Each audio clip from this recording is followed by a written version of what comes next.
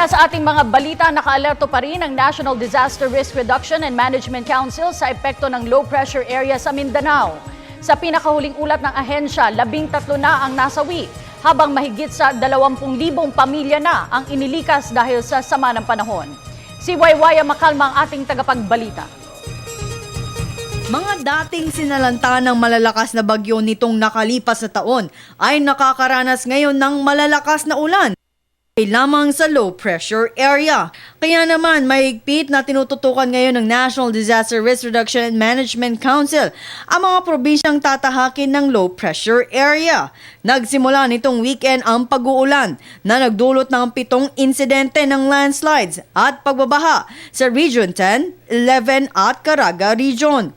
Karamihan sa mga naitalang landslide ay mula sa Davao del Norte, na kung saan ito ang mga lugar na sinalanta ng Bagyong Pablo noong 2012 na ngayon pa lang nakakabawi sa kalamidad. Dahil dyan, umabot na sa 13 ang nasawi dahil sa sama ng panahon, habang 7 ang nawawala at 34 ang nasugatan. 2 lugar naman sa Caraga Region ang nagdeklara ng State of Calamity. Ito ay ang syudad ng Butuan at ang bayan ng Sibagat, Agusan del Sur. Umabot naman sa 26,801 na pamilya o 132,379 na katao ang lumikas dahil sa mga biglaang pagbaha at upang makaiwas sa landslide na naitala sa Compostela Valley.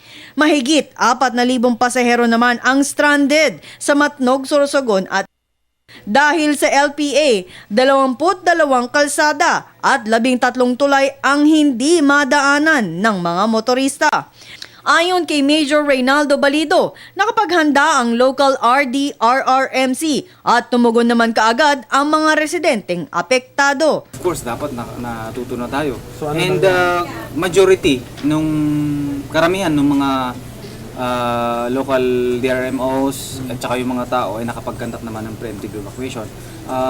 Ito siguro mga isolated na cases na hindi nakaagad nakatugon.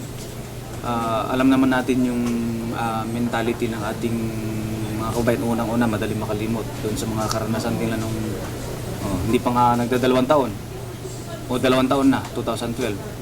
And then yung kaagad-agad hindi tumutugon, hindi naniniwala hanggang hindi nila nakikita na nandyan na yung tubig. Dahil sa naitalang malakas sa pagbuhos ng ulan sa Leyte kaninang umaga, aminado si Balido na bahagyang makakaapekto ito sa kasalukuyang operasyon ng lahat ng mga kawani ng pamahalaan.